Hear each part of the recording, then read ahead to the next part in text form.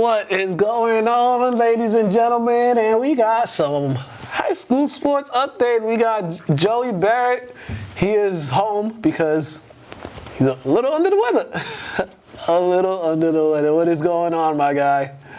I'm doing great. Thank you for having me virtually. I'm all good. Just don't want to give you anything just in case. Yeah, no doubt, man, no doubt. Well, we first got to start off with the St. Mary's girls hockey team. Triple overtime to start off Championship Sunday at TD Garden this weekend. What a game that was, huh? What a performance. You know, when you cover a team, you get invested. I felt like I was playing. And, man, what a game and what a team. Obviously, we got Gianna Tringali between the pipes. She made 41 saves, 14 of them coming across the 3 overtime periods. Think about how stressful that is. 14 times a puck could have been the season ender, and she saved it.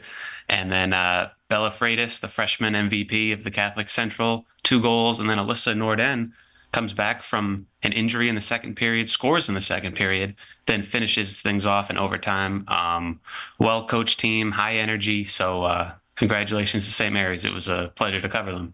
And in this game, there was a lot going on in this game. A lot of players were sidelined because of fouls or whatever, and I think they had to play 3-on-3 at one point. No, so once you get deep in the second overtime, it starts with 4-on-4, and then it goes to 3-on-3 to make sure that the game ends. Yeah. What did you think about that? Yeah. No, it's like the NHL. The NHL does 3-on-3 overtime right away. MIAA the other day did 4-on-4, then 3-on-3 once it got to the second and third.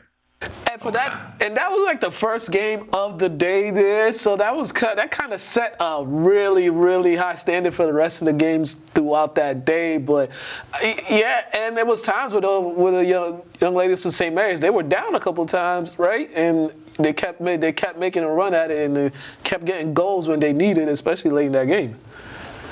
Down 1-0 and then 3-1, but good teams don't, pout about it. They power through, as I believe I wrote. And Frank Pagliuca, head coach, his first since 2013. He coaches winning programs, so congratulations to him and his team. And he said it best after the game. It was a total team effort, and you need that when you're down 1-0 and 3-1. You don't just do it with a hot goalie. You don't just do it with a hot forward. So you got to play as a team, and that's what they did. For what's kind of your overall end of season assessment of them? What's kind of your overall assessment of their season and what they did this hockey season? I would say just a great blend of talent. I would say they've got very energetic, skilled forwards. They've got disciplined defensemen who stay out of the box, and every team needs a great goaltender if you want to go all the way, and Gianna was exactly that. I believe she allowed 5 goals in the first 4 games of the tournament, which is unheard of. So just a perfect blend and a coach to blend all that talent. So that would be my assessment. Yes, definitely congratulations to the St. Mary's girls hockey team on the championship season and brought it back home. We didn't get to talk last week, but the St. Mary's girls basketball season ended. Well, basketball season's over, but theirs ended in the Final Four against Foxborough, and it was a tough day for them. It was a tough day for them. Foxborough definitely showed they were like the more conditioned team, because you could see at some point in that game the young ladies from St. Mary's, they were just fatigued, and you could tell because Foxborough kept getting outlets after outlets. It kept scoring that way, but that doesn't take away from another great season they had, especially with the turnaround of losing. They lost 3 all-league players, and even the all-league MVP to graduation. There was a lot of players were in new roles. They were in new roles. They had bigger responsibilities, more than they did last year. Bella, she got a glimpse of what it's like to be the number 1 option of a team and having opponents focus their whole defensive game plan on stopping you. So she got a glimpse of that. But I think this is a learning opportunity for all of them. But they did have a great season. Absolutely. And the Foxborough coaching staff will tell you they recognize the fatigue, and then they kind of tried to target that right away, like you said. But also, like you said, another 20-win season, a lot of success from Reese and Jillian Roberts and Bella. That was Reese Matella, I'm sorry, and Jeff Newhall. Great job. They it's hard when you run into a powerhouse like that when you're on such a, not that they're in like a rebuild, but they're in sort of a, just from losing Yersey and Naya and Kellen, 1,000-point scores. It's incredibly tough for even the whole year to find a championship team after that. It's so hard, and they nearly did it. So, lots of credit to the Spartans, and Jeff did a great job. Sometimes you just run into someone who's you were on a collision course with, and it was a former D2 champion versus the defending D3 champs in St. Mary's, and Foxborough got the better of the Spartans in that one. Yeah, definitely. And I think, with so many, they have so many young players on that team too that got this experience. It's only going to help them going forward, because they did have a tough schedule this year, and they came out on the winning side of some of those games. They lost a few, but they did win a few. So they will be beneficiary next year of another tough schedule where they're gonna be playing some of the top teams in the state. So now, they know what it's like now. You can't experience is something you just can't take away, and it's gonna go a long way moving forward. I'd be very surprised if St. Mary's doesn't get back to the Final Four. I'd be very surprised. Same here, barring any transfers or changes like that. But Yeah. we don't see nothing like that. Your overall assessment of the programs here for the basketball season for each team on the boys and girls side, what is kind of your final outlook on what went down this basketball season with each program? I've been meaning to write a column about this. I probably will, because I believe I did last year too. But Lynn basketball, it's kind of where it's at. When it comes to boys and girls in the 5 high schools, nearly every one of them made the state tournament. I know Kip boys won a game, Tech won a game or two. St. Mary's boys, had a big chance and couldn't quite close that first round one, but.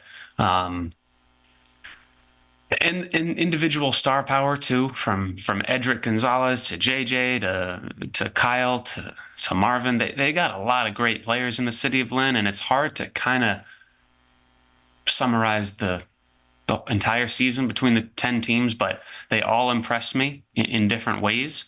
I mean, you look at a team like the Lynn Tech girls, very well coached behind Caitlin Wechsler, and they play team basketball, and they have the confidence to shoot that basketball. But I don't know. I would say, so St. Mary's girls and Tech boys got the furthest, and very, very impressed with those seasons for sure. Yeah, hopefully next year we can get everybody to make that deep run. But, it's gonna take that off-season work to continue. My overall assessment, it was very competitive. It was very competitive. It was very teams were very competitive. I mean, there were games here and there that went ways that we didn't expect to go certain ways, but overall the players each night in and night out they competed. So that's all you can ask for as a fan, is like they come out there as a fan, and as I know their coaches would appreciate that you come out every night and just play hard each night. And so my overall assessment of that is it was very players were very competitive. And you and I both know people who just love Lynn basketball, and we kind of see them at every game. They just have fun, and no matter what gymnasium you show up to, you're going to get players who work very hard. We got baseball season coming up pretty soon. Baseball and softball is coming up. Quickly before we get up out of here, what's your first thoughts on the baseball season? Who are the teams, players? Who has your interest, or who has your eye? Who's catching your eye, or who you keeping an eye on, I should say, for this baseball season? I would say St. Mary's and Tech, maybe. Those are two programs that I could see making some deep runs. I was at all of those St. Mary's boys postseason games, and they lost a fair, from Tommy Falaska. They've lost some talent, but I just think when you have a foundation, you have a foundation. So I think the St. Mary's boys would be my pick to kind of watch out for. I don't know about you. And what I said, I'm not gonna lie. I'm not gonna sit here and lie and say I know anything about any of the baseball teams because I don't. But what is it about Tech that has you intrigued?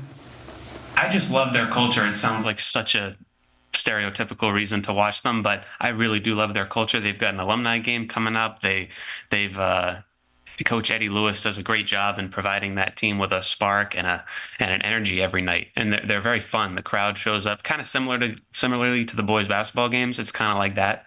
So when you have a culture like that, it's like the players are going to show up and play hard. So I would say that's why I'm ready for Tech baseball for sure. And don't forget about Kip. Jim Rabbit does a nice job with them too. See, I didn't even know Coach Rabbit was the baseball coach over there. See, now I learned something. You learn something new every day, man. Get him on here. He'd love to talk to you. Do you know when the season kicks off for them? I know tryouts are right now, right? So they have tryouts now. I think it might be the early April. I know some scrimmages have to take place next week, but I think every team's different.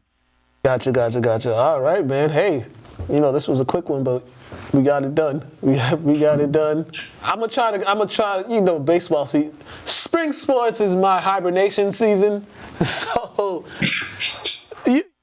y'all see me pop out here and there, but not too often. But I will be at the. What's that? The tournament they have to start off with the Lynn teams and Swampscott as well, right? They got that. Yeah. Now, with your production, you can do some cool things with baseball and lacrosse. I hope to see you there.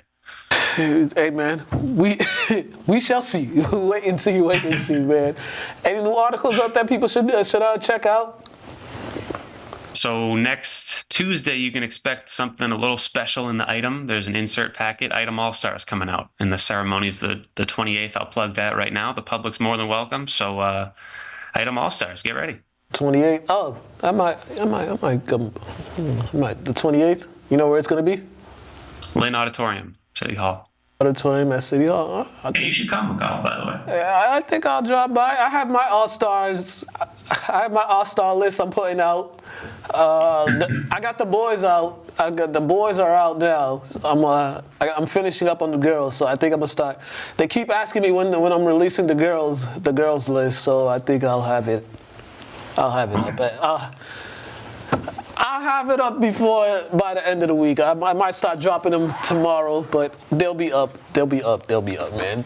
And Mark always opens the ceremonies with the greetings. It's very fun, by the way. Okay. All right. I'll be. Yeah. So the 28th. I think I'll stop by. Sounds good. I might as well. The people that get mad at me, maybe they'll be there too. You never know. You never know. Oh man, Joey, man, thank you once again, man. You guys watching high school sports up there. We out of here.